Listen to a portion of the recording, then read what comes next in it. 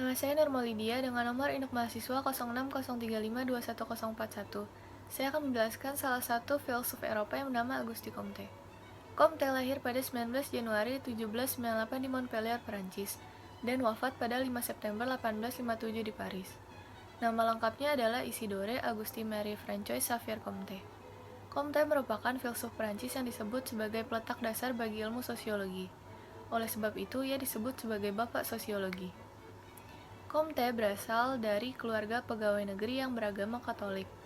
Saat di usia muda, Comte sudah ikut menentang republikanisme dan skeptisme di Prancis. Beliau menghabiskan waktu dengan membaca buku filsafat dan sejarah. Comte sangat tertarik dengan para pemikiran beberapa tatanan dalam sejarah manusia. Di tahun 1826, ia memulai melakukan pengenalan ilmu sistem filsafat positif. Di tahun 1828 sampai 1829, ia berhasil mempublikasikan filosofi positif pada sebuah buku yang berjudul Cours de Philosophie Positive. Menurut Auguste Comte, ada 3 tahapan evolusi masyarakat, yaitu yang pertama zaman teologis, pada tahun 1300-an. Pada zaman ini, manusia bergantung pada keyakinan supranatural. Manusia percaya di balik gejala-gejala alam terdapat kuasa adrikodrati yang mengatur fungsi dan gerak gejala tersebut. Zaman teologis dibagi menjadi 3, yaitu animisme, memandang bahwa setiap benda itu memiliki kemauannya sendiri. Yang kedua, politeisme, memandang sejumlah dewa menampilkan kemauannya pada sejumlah objek. Yang ketiga, monoteisme, memandang bahwa ada satu Tuhan yang menampilkan kemauannya pada beragam objek. Yang kedua, zaman metafisis, tahun 1300 sampai 1800-an. Di zaman ini, manusia memiliki keyakinan kekuatan yang bersifat abstrak. Saat zaman metafisis, manusia hanya sebagai perantara tujuan pergeseran dari tahap teologis. Yang ketiga, zaman positivistik. Zaman ini merupakan zaman tertinggi dari kehidupan manusia. Tahap ini didominasi oleh rasionalitas manusia dalam memahami apa yang terjadi dalam masyarakat. Saya Nur Aini dengan NIM 0603521042. Saya akan menjelaskan salah satu tokoh filsafat Eropa pada abad pertengahan, yaitu Thomas Hobbes. Thomas Hobbes lahir pada 5 April 1588 di Malmesbury, yaitu sebuah kota kecil yang berjarak 25 km dari London. Pada tahun 1603 sampai 1608, Hobbes belajar di Magdalen Hall, Oxford pada usia 14 tahun. Menurut kesaksian pribadi Hobbes, ia tidak menyukai pelajaran fisika dan logika Aristoteles, tetapi ia lebih suka membaca mengenai eksplorasi terhadap penemuan tanah-tanah baru serta mempelajari peta-peta bumi dan bintang-bintang. Karena itu, astronomi adalah bidang sains yang mendapat perhatian dari Hobbes dan terus digeluti oleh Hobbes. Pemikiran Thomas Hobbes yang pertama adalah empirisme. Empirisme menyatakan bahwa pengalaman adalah asal dari segala pengetahuan. Menurut Thomas Hobbes, filsafat adalah suatu ilmu pengetahuan tentang efek atau akibat berupa fakta yang dapat diamati. Segala yang ada ditentukan oleh sebab tertentu yang mengikuti hukum ilmu pasti dan ilmu alam. Yang nyata adalah yang dapat diamati oleh indera manusia dan sama sekali tidak tergantung pada rasio manusia atau bertentangan dengan rasionalisme, dengan menyatakan yang benar hanyalah yang indrawi. Yang ketiga adalah materialisme. Thomas Hobbes adalah seorang materialis. Ia meyakini bahwa manusia, termasuk pikirannya dan bahkan Tuhannya, terdiri dari materi. Yang keempat adalah tentang kemandirian filsafat. Thomas Hobbes dikenal sebagai salah seorang perintis kemandirian filsafat. Hobbes berpendapat bahwa selama ini, filsafat banyak disusupi gagasan religius. Hobbes menegaskan bahwa objek filsafat adalah objek-objek lahiriah yang bergerak beserta ciri-cirinya. Teori-teori Thomas Hobbes. Yang pertama adalah metodologi. Menurut Thomas Hobbes bahwa teori negara harus didasarkan atas teori watak manusia. Terdapat 2 cara pendekatan terhadap studi watak manusia ini. Yang pertama dengan mengamati tindakan, dan yang kedua adalah dengan introspeksi. Selanjutnya adalah psikologi manusia. Pemikiran Thomas Hobbes dalam karyanya yang terkenal, yaitu Leviathan, dimulai dengan judul Of Man, berisi tentang psikologi manusia. Thomas Hobbes sadar bahwa teori negara harus didasarkan atas teori watak manusia. Dalam membangun psikologi umumnya, Hobbes mendeskripsikan keinginan manusia dan etika dari segi gerakan, berpegang pada pandangannya bahwa yang real hanyalah tubuh dan gerakannya. Selanjutnya adalah keadaan alamiah atau state of nature. Berawal dari premis-premis psikologi yang dibangunnya, Thomas Hobbes menyimpulkan bahwa keadaan normal manusia adalah keadaan konflik yang terus-menerus. Perasaan yang brutal dalam meraih kedudukan dan kekuasaan adalah keadaan yang alamiah. Setiap individu mementingkan diri sendiri untuk menemukan dirinya dalam suatu dunia bersama orang lain yang mempunyai motivasi yang sama. Riwayat hidup. Thomas Aquinas lahir di Roccasecca, Italia pada tahun 1255. Dalam keluarga bangsawan Aquino, ayahnya ialah Pangeran Landulf dari Aquino dan ibunya bernama Countess Theodora Caracciolo. Kedua orang tuanya adalah orang Kristen Katolik yang taat. Tidak hanya sebagai teolog dan filsuf, Thomas Aquinas juga seorang Frater Dominika Italia, pujangga gereja yang juga disebut dokter gereja, dan termasuk dalam imam Katolik. Sebagian hidup Thomas Aquinas dihabiskan untuk mengajar, seperti pada tahun 1248, Thomas memulai karir mengajarnya di Collège Paris sebagai seorang profesor magang dalam pembelajaran kitab-kitab Perjanjian Lama. Thomas meregang nyawa pada tanggal 7 Maret 1274 dikarenakan kepalanya terantuk batang pohon yang tumbang ketika sedang menunggangi keledai sehingga menyebabkannya sakit parah. Pemikiran Thomas yang pertama ada Thomisme. Thomisme adalah aliran filsafat yang dicetuskan sebagai hasil pemikiran Thomas Aquinas. Dia mengakui bahwa dunia dapat diketahui seperti apa adanya. Yang kedua ada Essentia dan Exentia.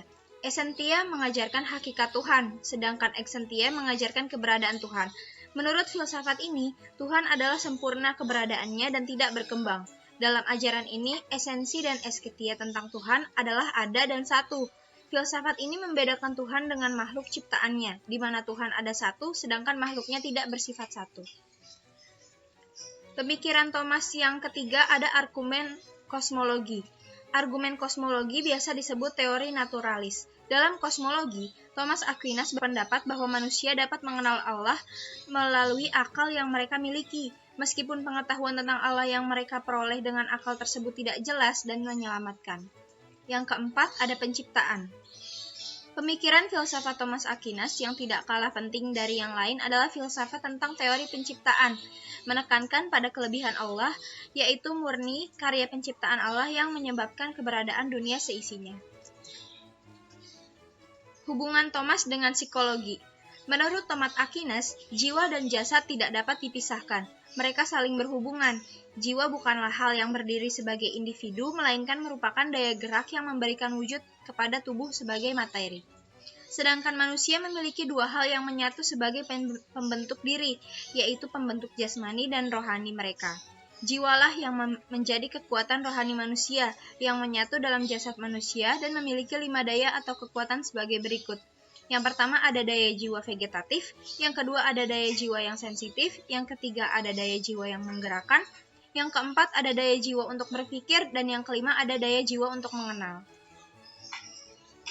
Karya Thomas Aquinas. Yang pertama ada Summa Contra Gentiles, adalah karya dari Thomas Aquinas yang dikritik pada zaman Renaissance. Merupakan salah satu karya Thomas Aquinas yang menjadi salah satu yang sangat berpengaruh dalam Gereja Katolik Roma. Buku tentang kebenaran imam Katolik terhadap kekeliruan orang-orang kafir, salah satu risalah paling terkenal karya Santo Thomas Aquinas. Risalah ini mungkin ditulis untuk membantu para misionaris dalam menjelaskan agama Kristen dan mempertahankannya terhadap poin-poin doktrin yang berbeda dalam Islam dan Yudaisme. Yang kedua ada Summa Theologicae. Ditulis untuk menjelaskan iman Kristen kepada mahasiswa teologi. Summa Contra Gentiles lebih bernada minta maaf, ditulis untuk menjelaskan dan membela doktrin Kristen melawan orang-orang yang tidak percaya dengan argumen yang disesuaikan agar sesuai dengan keadaan yang diinginkan dari penggunanya. Setiap artikel menyangkal bahwa keyakinan atau proposisi bidah tertentu. Aquinas menjelaskan artikel inti spesifik kepercayaan Kristen.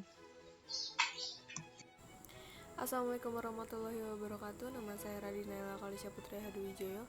Hari ini saya akan mempresentasikan tentang George Berkeley.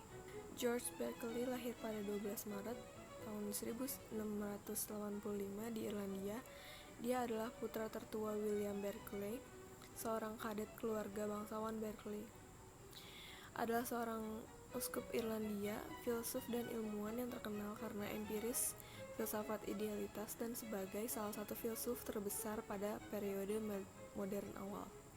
Selain itu, ia dikenal sebagai salah satu kritikus paling cemerlang dari para pendahulunya, terutama dari Descartes, Malebranche, dan Locke. Dia adalah ahli metafisika yang terkenal karena membela idealisme, artinya segala sesuatu kecuali spiritual ada sejauh yang dirasakan oleh indera. Pada tahun 14 Januari, ia meninggal dunia dan dimakamkan di kapel gereja Kristus. Ada beberapa pemikiran ataupun teori dari George Berkeley adalah teori solipsisme ekstrem, yang dimana Berkeley percaya bahwa pada kenyataannya semua yang kita pikirkan dan rasakan adalah bagian dari hal yang sama, yaitu spiritual.